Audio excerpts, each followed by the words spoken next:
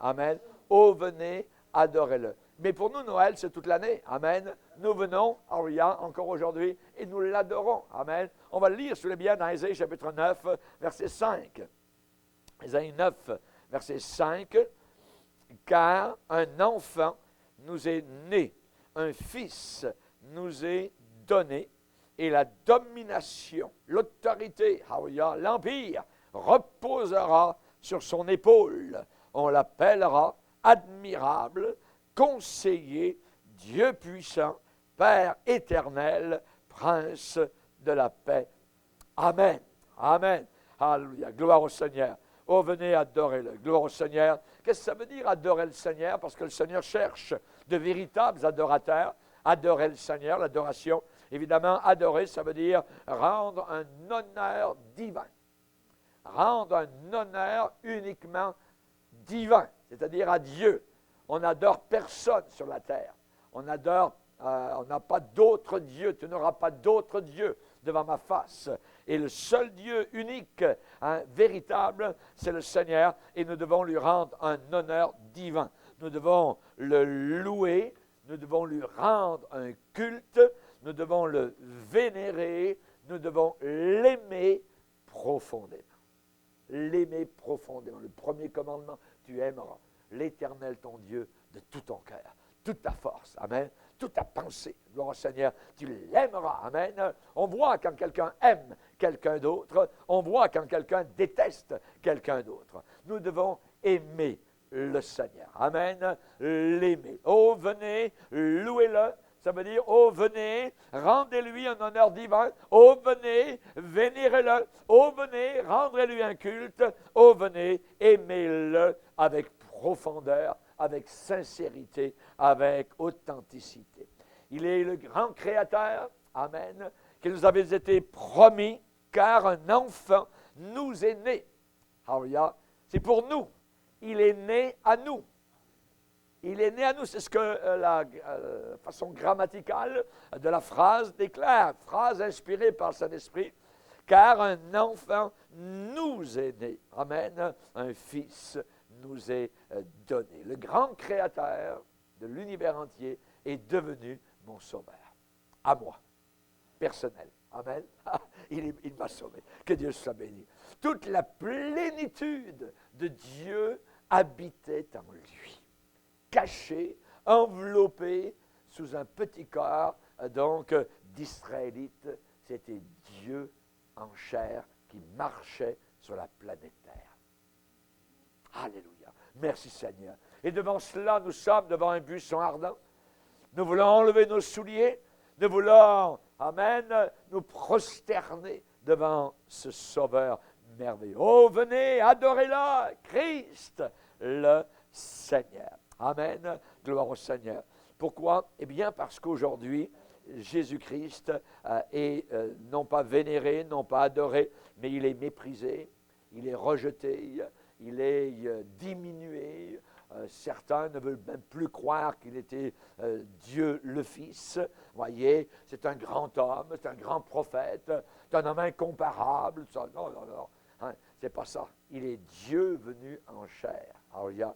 Il est Dieu venu en chair. Et nous avons justement certaines personnes qui véhiculent tous ces fausses, je dirais, ces faux enseignements. Et c'est la raison pour laquelle la Bible dit, prenez garde. Ça veut dire, faites attention aux chiens. Hein? La Bible dit, à traiter des personnes de chiens. Oui, pourquoi? Parce qu'ils vivent comme des chiens. Prenez garde aux chiens. Voyez? Ça ne veut pas dire, prenez garde à votre petit toutou qui est à la porte, tout ça. Non, ce n'est pas ce que la Bible veut dire. La Bible dit, prenez garde à ceux qui vivent comme des chiens, ceux qui ont une vie dissolue, qui ont une vie impure, ceux qui vont d'un côté à l'autre, d'un lit à un autre, d'une salle de danse à un autre, d'un club de nuit à un autre. Voyez, prenez garde aux chiens. Ensuite, la Bible dit, prenez garde aux mauvais ouvriers. Ça veut dire, ce n'est pas uniquement quelqu'un qui prêche la parole de Dieu, qui a une Bible dans la main, et je dois absolument donc me fier à lui. Il faut que ce soit non pas un ouvrier, ni un mauvais ouvrier, mais il faut que ce soit un bon ouvrier, qui dispense droitement la parole de la vérité et qui n'a pas à rougir, évidemment, de l'enseignement qu'il donne. Prenez garde aux chiens, prenez garde aux mauvais ouvriers, prenez garde aux faux circoncis. La vraie circoncision, qui était une marque dans la chair pour le peuple d'Israël, pour nous, les vrais circoncis, nous avons une marque, nous aussi, qui nous met à part. Cette circoncision, c'est une circoncision intérieure, une circoncision du cœur. Les circoncis, c'est nous qui rendons à Dieu notre culte par l'Esprit de Dieu, qui nous glorifions en Jésus-Christ. Nous nous glorifions en Jésus-Christ et nous ne mettons point notre confiance dans la chair. Amen, évidemment. Donc, nous voulons adorer. Oh, venez adorer. Adorons qui? Adorons notre Emmanuel. Emmanuel, voyez, Emmanuel, ça veut dire Dieu avec nous. Hel, toujours Hel, Daniel, Gabriel, voyez, Elohim, hein, c'est Dieu. Hein, Emmanuel, Dieu avec nous, le grand créateur. Et Jésus-Christ, il est Dieu manifesté en chair, visible en chair. Et dans l'épître à Timothée, il est dit sans contredit, donc le mystère de la piété est grand. Et ça dit ensuite, celui qui a été manifesté en chair. Oui. La version King James dit, Dieu manifesté en chair. Manifester, ça veut dire rendre visible. Une manif, c'est pour que les gens soient visibles. Dans la rue, ils marchent, wow, wow, wow, tout ça. Hein? Manifestation. Et nous vivons la manifestation de Dieu en chair. Quelle est cette manifestation? Jésus. Jésus-Christ. Celui qui a été manifesté en chair, justifié par l'Esprit, vu des anges, prêché aux gentils, cru dans le monde, élevé dans la gloire. Alléluia! Que Dieu soit glorifié. Adorons notre Emmanuel. Quel grand miracle qui avait été prédit 700 ans auparavant par le prophète Ésaïe. Et la prédiction disait, voici la jeune fille vierge, totalement vierge, deviendra enceinte. Elle enfantera un fils et elle lui donnera le nom d'Emmanuel, Dieu avec nous. Tout était là. Et quand il est venu, ils n'ont pas regardé la prophétie biblique, voyez, ils ne l'ont même pas reconnu. La jeune fille, elle était vierge, elle est devenue enceinte, sans l'intervention de l'homme, voyez.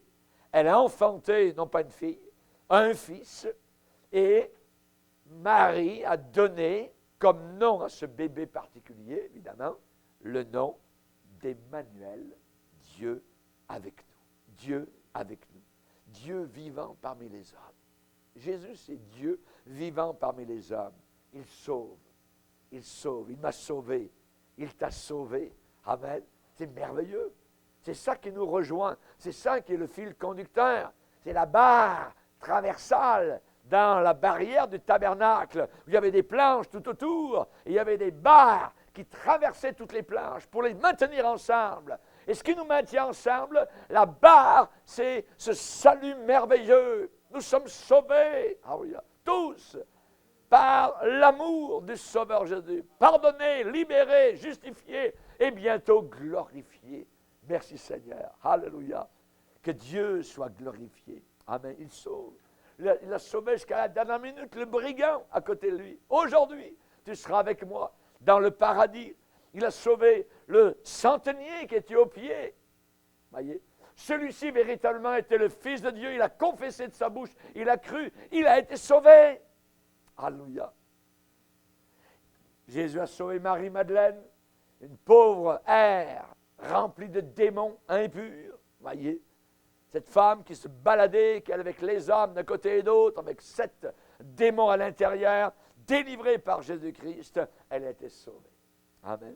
Zachée a été sauvé. Dans la même ville, le Seigneur a sauvé à Jéricho celui qui était un des plus élevés dans l'échelle de la société, Zachée, percepteur d'impôts. Et dans la même ville, il a sauvé Bartimée, l'aveugle, qui était au pied de la muraille peut-être, ou la sortie de Jéricho, avec un manteau tout percé. Alors là, il a, avec quelques sous, ding, ding, ding, ding, voyez, hein, et Jésus est passé. Les deux ont été sauvés. Celui élevé, celui le plus bas. Et Jésus rejoint tous ceux qui sont entre pour les sauver. Il est un Dieu merveilleux. Adorons notre Emmanuel, Dieu avec nous. Il a sauvé Saul de Tarse, un homme religieux mais pervers, un homme religieux mais tueur, un homme religieux qui priait Dieu mais qui marchait avec le diable. Voyez, Nicodème a été sauvé. Cet homme qui est venu la nuit et la lueur blafarde de la lune dans les rues étroites de Jérusalem, et il a rencontré le jeune homme. Tu parles bien, personne ne peut faire les miracles que tu fais si Dieu est avec lui. Et le jeune homme de lui répondre, si un homme ne naît pas de nouveau, Nicodème, il ne peut pas entrer dans le royaume de Dieu. Il ne pourra pas. Nicodème a été sauvé. Alors, il a été sauvé, merci Seigneur. Jésus soutient, il console, il est l'Éternel. Il est l'Éternel. Il est entré dans le temps. Lui qui était de toute éternité est descendu dans l'élément temps. Alléluia. Quand les temps ont été accomplis, Dieu a envoyé son Fils. Alléluia. Né d'une femme. Gloire au Seigneur. Gloire au Seigneur. Devant cela, on ne peut que, je dirais, glorifier le Seigneur. Pourquoi? Parce qu'il étend ses regards sur toute la terre pour soutenir, fortifier, encourager tous ceux et celles dont le cœur est tout entier à lui. Ton cœur est-il tout entier à Jésus? Alors il va te soutenir. Il donne de la force à celui qui est fatigué. Il augmente la vigueur de celui qui tombe en défaillance. Amen. Ésaïe 40. Dieu avec moi. Jésus avec moi. Alors, je puis tout par celui qui me fortifie. Amen. Je puis tout par celui qui me fortifie. Si Dieu est pour nous, qui sera contre nous? Voyez, qui sera contre nous? Adorons Jésus. Adorons Jésus parce qu'il porte un nom merveilleux qui a été prédit par Isaïe. On l'appellera admirable. Admirable. Admirable quand vous admirez un ciel étoilé le soir. Voyez, vous avez un respire à l'envers. Voyez. On l'appellera admirable, admirable. Ça veut dire digne d'admiration, d'admiration. Hein? Il fait tout à merveille. Voilà ce que les gens disaient quand il était sur la terre. Mais c'est merveilleux. Il fait tout à merveille. On l'appellera admirable. Il est merveilleux dans sa préexistence. Avant qu'il ne vienne sur la planète Terre. Job 36, Dieu est grand par sa puissance. Qui saurait enseigner comme lui? Qui peut enseigner comme le Seigneur? Quand les pharisiens sont glorifiés devant Jésus en disant, ouais, nous, on a notre ancêtre. Hey, c'est pas qui on a Abraham, notre ancêtre. Jésus a dit, hey, avant qu'Abraham fût, je suis. Ou bien ce Jésus était un psychopathe, ou bien il était la vérité. Amen. Avant qu'Abraham fût, je suis. Amen. Il était l'agneau offert depuis la fondation du monde, et Jésus est à la maison, il est chez lui, il est très à l'aise, aussi bien sur la terre que dans les cieux. Amen. Aussi bien sur la terre que dans les cieux. Dans les deux mondes, il est le prince couronné sur le trône divin. Il est le prince couronné.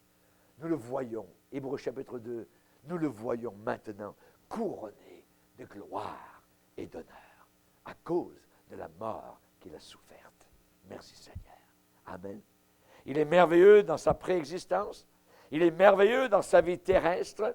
Il a vécu parmi les pécheurs. Il a été appelé l'ami des pécheurs. Merci Seigneur. Je suis un pécheur, tu es mon ami. Amen. Imaginez que Jésus ne soit que l'ami des anges. Voyez. Je ne suis pas un ange. Voyez. Je suis un pécheur. Mais ma Bible me dit qu'il était l'ami des pécheurs. Ça ne veut pas dire qu'il participait au péché, mais évidemment, donc, il était là pour enlever, pour tirer, pour extirper, évidemment, donc, les pécheurs du péché. Merci Seigneur. Lui, eh bien, il a vécu sans commettre aucun péché. Aucun péché. On ne peut pas le mettre à égalité avec Bouddha, avec Mohammed, avec Zoroaster. Non, non, non, non. Voyez, il n'a commis aucun péché. Il a défié sa génération en disant, qui de vous me convaincra de péché? Je suis sans péché. Il est l'Immaculée Conception. Il est l'Immaculée Conception, conçu sans aucun péché. Le diable a dévié, évidemment, donc, ce sans tache pour le mettre sur Marie. Marie est une pécheresse, puisqu'elle a invoqué le Seigneur en disant, mon âme se glorifie en Dieu, mon sauveur, mon sauveur. Voyez, ce n'est qu'un pécheur qui peut appeler Dieu son sauveur. Amen. Ce que nous voyons particulièrement, c'est que Jésus n'a commis aucun péché. Voulez-vous la description un peu plus complète dans Hébreux 7, verset 26. Il est dit qu'il nous convenait, c'était convenable pour nous, il nous convenait en effet d'avoir un souverain sacrificateur comme lui, saint, innocent, sans tache. Sans tache, ça veut dire immaculé. Sans tache, séparé des pécheurs et plus élevé que les cieux. Qui n'a pas besoin, comme les souverains sacrificateurs, d'offrir chaque jour des sacrifices, d'abord pour ses propres péchés, ensuite pour ceux du peuple. Non, car ceci, il l'a fait une fois pour toutes en s'offrant lui-même. En s'offrant lui-même. Merci Seigneur, que Dieu soit béni.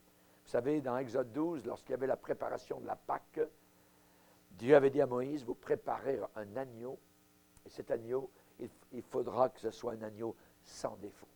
Vous regardez bien la patte, vous regardez bien l'œil, vous regardez bien les dents, vous regarderez bien partout, il faut que ce soit un agneau sans défaut.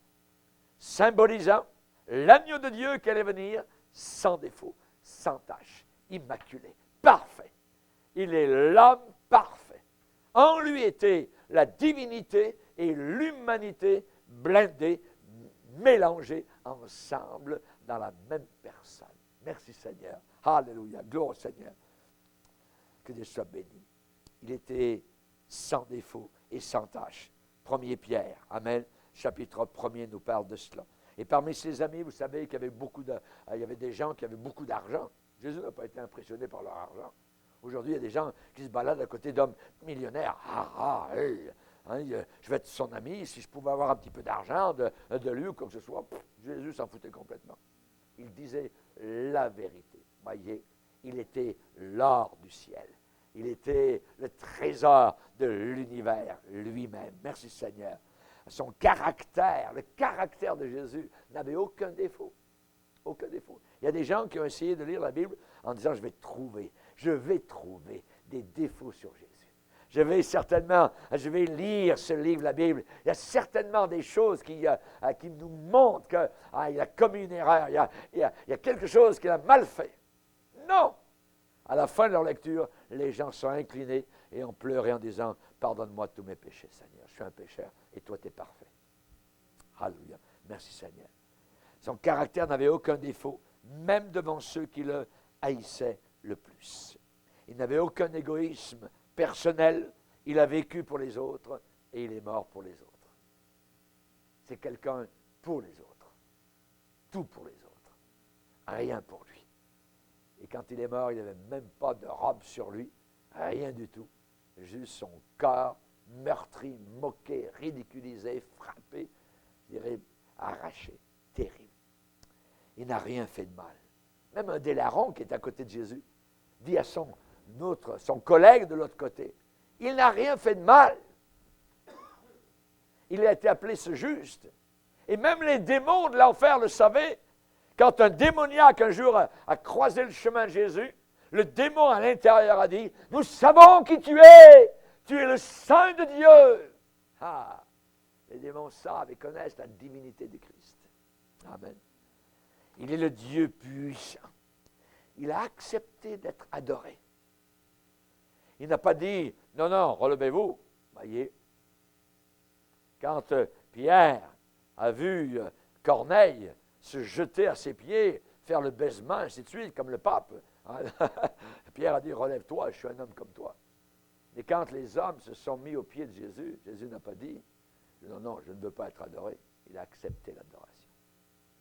Il a accepté d'être adoré, parce qu'il est digne d'adoration. Oh, venez, adorez-le, adorez-le. Amen. Il est le Dieu puissant.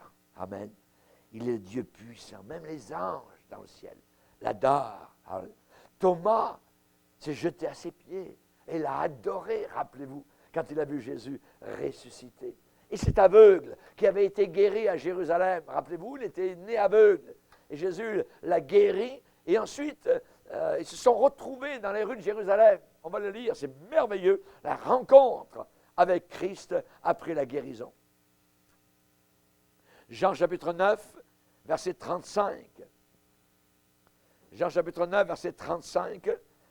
Jésus a appris qu'il l'avait chassé. Et l'ayant rencontré, il lui dit, « Crois-tu au Fils de Dieu ?» Il répondit, « Et qui est-il, monsieur, Seigneur, afin que je croie en lui ?» Qu'est-ce que Jésus répond?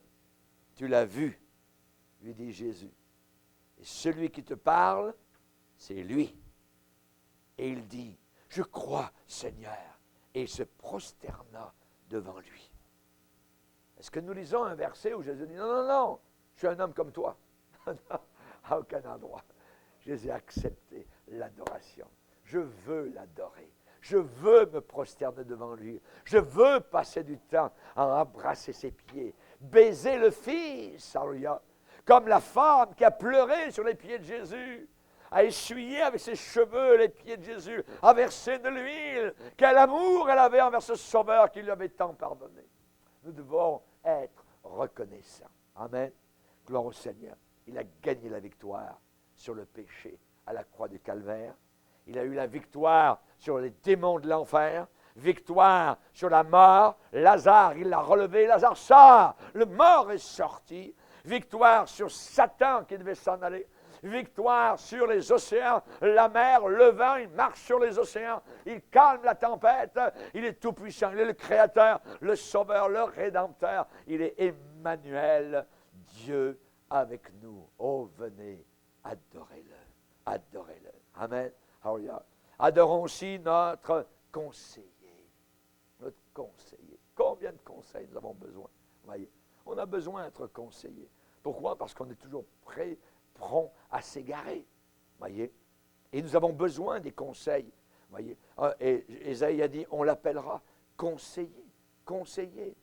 Ésaïe 28, verset 29. Admirable est ton conseil, grande est ta sagesse.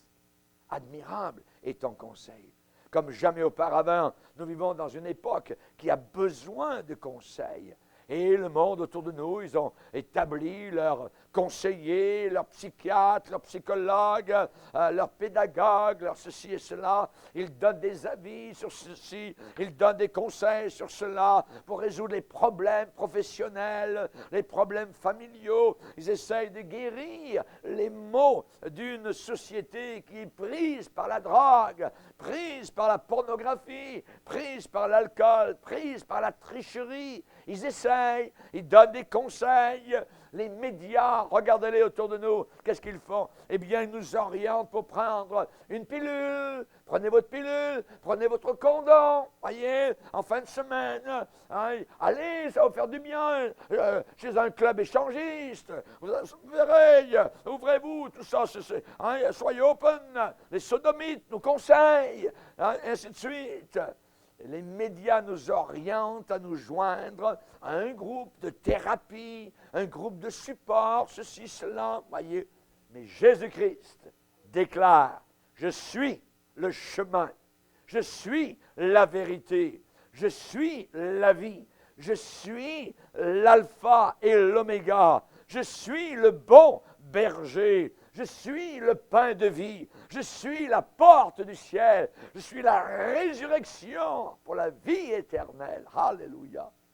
Non seulement il a la réponse, mais il est la réponse. C'est lui la réponse pour l'Occident, pour l'Europe. C'est lui la réponse pour l'Afrique. C'est lui la réponse pour l'Asie. C'est lui la réponse pour les îles lointaines, au milieu des océans de la terre. Il est la réponse. Il est doux, il est admirable, il est conseiller, il est plein d'amour. Qu'est-il vraiment? Qu'est-il ce Jésus? Eh bien, il est pour l'architecte la pierre d'angle. Il est pour le boulanger le pain de vie. Il est pour le banquier le trésor caché. Il est pour le bâtisseur une fondation solide et certaine. Il est pour le docteur le grand médecin au-dessus de toute médecine. Il est pour l'éducateur le grand enseignant. Il est pour le fermier le semeur et le maître de la moisson. Il est pour la fleuriste la rose de Sharon et le lys des vallées. Il est pour le géologue le rocher des siècles. Il est pour le bijoutier la perle de grand prix. Il est pour l'éditeur de journaux la bonne nouvelle qui est un sujet de joie pour tous. Il est pour le pasteur la parole de Dieu. Alléluia. Il est pour le sculpteur la pierre vivante. Il est pour le travailleur celui qui donne du repos. Il est pour l'homme de loi le grand juge. Il est pour le pécheur l'agneau de Dieu qui ôte le péché du monde. Alléluia. Je te conseille d'acheter de moi de l'or, des vêtements blancs et un collier pour oindre tes yeux afin que tu vois. Église apostate, Église laodicéenne, Église de la fin des temps, Église émergente en train de t'égarer, viens vers le Seigneur, acheter de l'or pur. David pouvait dire dans le psaume 16 qu'en pleine nuit, alors qu'il se réveillait, alors qu'il méditait sur la parole du Seigneur, il dit: le Seigneur est mon conseiller. Il est mon conseiller. C'est vraiment le conseil du Seigneur que je vais prendre. Psaume 16, verset 5. L'Éternel est mon partage et mon calice. C'est toi, Seigneur, qui m'assures mon lot. Un héritage délicieux m'est échu. Une belle possession m'est accordée. Je bénis l'Éternel, mon conseiller. Mon conseiller. La nuit même, mon cœur m'exhorte, m'encourage. J'ai constamment, continuellement, toujours l'Éternel sous mes regards, sous mes yeux. Quand il est à ma droite, je ne chancelle pas. Et ensuite, il va décrire toute sa vie, l'homme, cœur, esprit et corps. Aussi, mon cœur est dans la joie, mon esprit dans l'allégresse et mon corps repose en sécurité. Amen. Alléluia. Que Dieu soit glorifié. Nous allons aller maintenant, je dirais, on a absorbé, je dirais, notre dose. Là, on va stopper, on va aller devant le Seigneur pour nous déverser en louange, pour remercier Dieu pour ce qu'il est, pour ce qu'il fait. Amen. Il est un Dieu de gloire. Il nous aime au-delà de toute compréhension. Alléluia. Je suis environné de sa présence et tout ce que je désire, c'est nager. Amen. Comme Ézéchiel a nagé dans le fleuve de vie. Alléluia. Le fleuve était si profond qu'il fallait y nager. Amen. Alléluia. L'eau nous porte, la parole nous porte et nous portera jusque dans l'éternité. Tant qu'il nous reste, on va continuer notre alléluia, pèlerinage alléluia, au travers de ce verger alléluia, dans Ésaïe. Alléluia, et on va secouer l'arbre. Amen. Quel arbre? Alléluia, il est marqué cet arbre. Il est marqué 9,5. Alléluia. Ésaïe 9, verset 5. Gloire au Seigneur. Et de cet arbre, amen, va tomber des fruits merveilleux. Car un enfant nous est né, un fils nous est donné, un cadeau, un don. Alléluia. Et la domination reposera sur son épaule. On l'appellera admirable, conseiller, Dieu puissant, Père éternel, Prince de la paix. Ce soir, nous adorons notre Emmanuel. Nous adorons Jésus, le merveilleux, Jésus admirable. Nous adorons Jésus, conseiller, et nous adorons aussi le prince de la paix. Le prince de la paix. Amen. La paix, les nations la recherchent. Toutes les nations du monde recherchent la paix. Les familles recherchent et poursuivent la paix. Les individus crient pour avoir la paix. Peu la trouvent. Très peu de personnes la découvrent, sauf ceux qui ont trouvé, qui ont découvert Jésus-Christ. Amen. On chante parfois ce chant merveilleux que j'aime beaucoup. Un chrétien, je croyais être, mais j'ignorais le bonheur que Jésus donne. Un chrétien, je croyais être, mais j'ignorais ce salut merveilleux. Amen. Je pensais être chrétien. Oui. On m'avait affublé du nom de chrétien. 3 gouttes d'eau sur les fonds baptismaux. Et vas-y, mon coco. Hein? T'es un chrétien. Oui. Et nous vivions comme des païens. Nous étions des païens. Un chrétien, je croyais être, mais j'ignorais le bonheur. Oh, la paix que Jésus donne. La paix que Jésus donne. Je ne la connaissais pas. Merveilleuse paix, paix ineffable, paix inexprimable. Alléluia. Douce paix. Merci Seigneur. Il est le prince de la paix. Il est le prince. Il est le roi de la paix. Alléluia. Gloire au Seigneur. Que Dieu soit béni. Rappelons-nous la peur d'Adam et Ève quand ils eurent péché. Ils sont cachés derrière un buisson quelque part, derrière un arbre, derrière je ne sais quoi, voyez, dans le jardin d'Éden. Mais par Jésus-Christ, maintenant, nous avons la paix. On n'a plus peur de rencontrer Dieu. Nous avons un accès libre, amen, gloire au Seigneur. Un accès libre dans la présence du Père, par le sacrifice de Christ, par l'élément rougeâtre qui a coulé des veines d'Emmanuel. C'est par ce sang précieux que nous avons une libre entrée. Et quand Christ eut achevé, eut fini son sacrifice à Golgotha, il a crié au monde entier, tout est accompli, tout est fini. En grec, tétélestai, c'est un terme de marché. Dans les marchés du Moyen-Orient, tétélestai, ça veut dire, je prends la marchandise, alors il y a, et le marché, et le vendeur et l'acheteur se disaient l'un l'autre, marché conclu. Tétélestai. Christ, c'est le mot qu'il a dit quand il a fini son marché. Tétélestai. Tout est accompli. Tout est réalisé. Et au même moment, dans le temple à Jérusalem, un immense voile a été déchiré. Alors, pas de bas en haut, mais de haut en bas, par une main invisible. Et maintenant, l'accès du lieu saint, Aouya, était libre, il était déjà libre auparavant, mais l'accès du lieu très saint, qui était fermé, maintenant devenait libre. Ce rideau immense. Et l'on dit que 4 paires de bœufs qui seraient attelés, qu'on aurait attelé, attaché à ce rideau-là, qui tiraient 4 paires dans un sens et 4 paires dans l'autre sens, n'auraient pas réussi à déchirer ce rideau. Il était tissé d'une sorte de matériau tellement puissant, tellement fort. Alors, et la main invisible de Dieu l'a déchiré totalement. Maintenant, alors il y a accès libre devant l'arche de l'Alliance, devant le Dieu 3 fois saint, devant le Dieu tout-puissant. Amen. Et j'ai accès libre, raison pour laquelle nous aimons la prière, raison pour laquelle le vendredi soir, pasteur, quand est-ce la prochaine réunion de prière? J'ai accès libre, amen. Pas besoin d'avoir une carte, nous avons le sang de Jésus, amen, et nous entrons librement dans la présence du Père. Lisez avec moi dans Hébreux 10, Hébreux chapitre 10,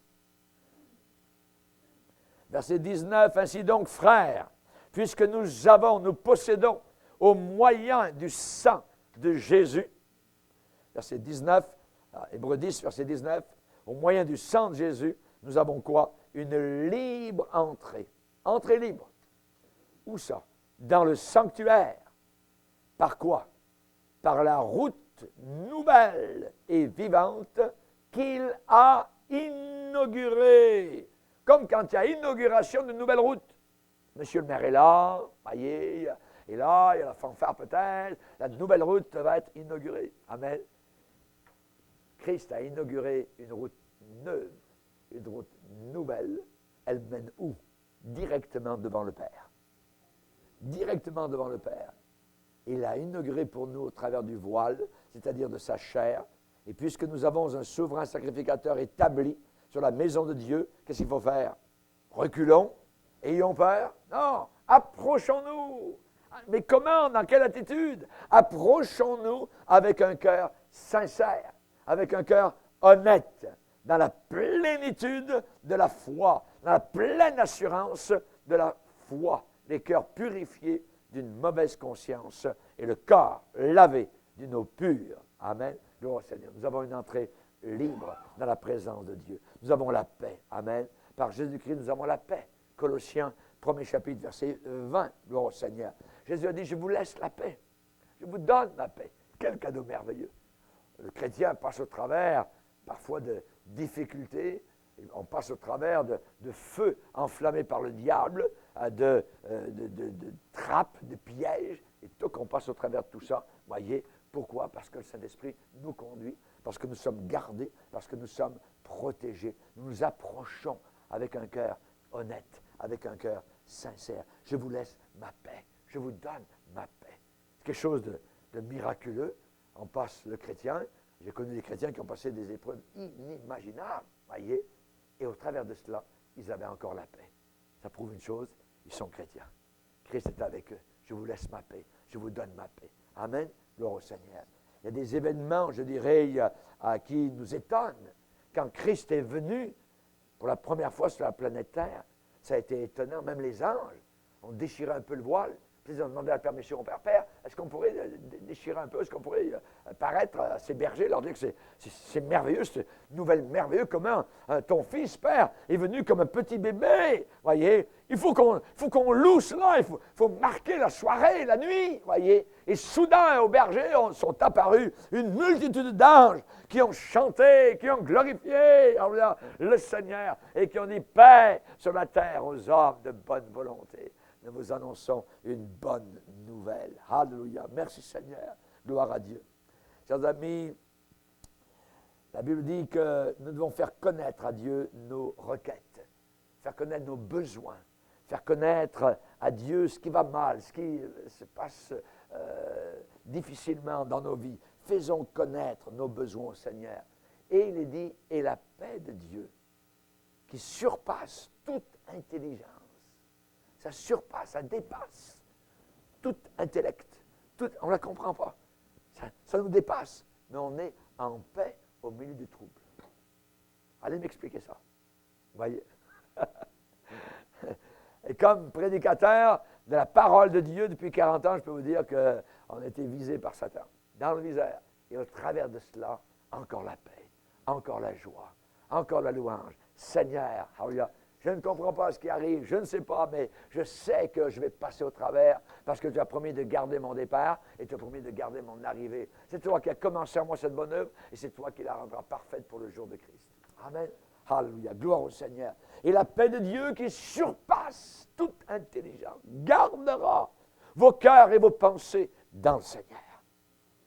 Dans le Seigneur. Alléluia. Gloire au Seigneur. Le Saint-Esprit, il appelle Jésus-Christ d'une certaine manière, dans Thessaloniciens, et il dit, au travers de Paul, que le Seigneur de la paix vous donne lui-même la paix en tout temps et de toute manière. Ça veut dire que c'est la paix solide, vous voyez. Hein? Que le Seigneur de paix vous donne lui-même la paix en tout temps, en toute occasion, en toute circonstance, et de toute manière. De toutes sortes de manières, la paix de Dieu en vous. 2 Thessaloniciens, chapitre 3, verset 16. Nous chantons dans l'Église, « Il est notre paix. » Amen. Il a brisé tous les murs. Il est notre paix. Il est notre paix. Il est notre a brisé tous les murs. Il est notre Père. Il est notre Père. Amen. Il est notre Père. Il n'est pas ma paix, il est notre paix. Amen. À tous. Pourquoi? Parce que nous sommes tous visés par Satan. Amen. Satan, il ne vise pas personnellement nous, il vise Christ en nous. Il attaque Christ dans nos cœurs. C'est lui, il est Christ comme jamais. Et c'est la raison pour laquelle les païens prennent le nom de Christ en vain. Voyez, ils ne prennent pas le nom du diable en vain, ils prennent le nom de Christ en vain. Blasphème, voyez, parce que Satan les pousse, voyez, évidemment, à se moquer, à ridiculiser, à écraser le nom de mon Sauveur. Il a envoyé sa parole en nous annonçant la paix par Jésus-Christ. Et en terminant, j'aimerais dire, adorons notre Sauveur. N'oublions jamais d'où nous avons été tirés. La fosse d'où nous avons été tirés. Un abîme sans fond. Amen. Dieu connaît d'où nous venons. Alors, on n'a pas besoin de connaître les détails. On n'a pas besoin de donner force détails dans nos témoignages sur ce que nous avons été. Etc. Le Seigneur le connaît et même il l'a oublié. L'important, c'est ce que nous sommes maintenant sauvés par sa grâce. Sauvés par sa grâce. Amen. Le grand Créateur est devenu mon Rédempteur. Le grand Créateur est devenu mon Sauveur. Amen. Ne craignez point, car je vous annonce une bonne nouvelle qui sera pour tout le peuple le sujet d'une grande joie. C'est qu'aujourd'hui, dans la ville de David, il vous est né un Sauveur. Un Sauveur. Amen. Qui est qui? Le Christ, le Seigneur. Seigneur, c'est divin. Voyez? Seigneur, c'est Dieu. Amen. Quand Jean-Baptiste a pointé son index en montrant Jésus-Christ qui est arrivé au Jourdain, voici l'agneau de Dieu qui ôte le péché du monde.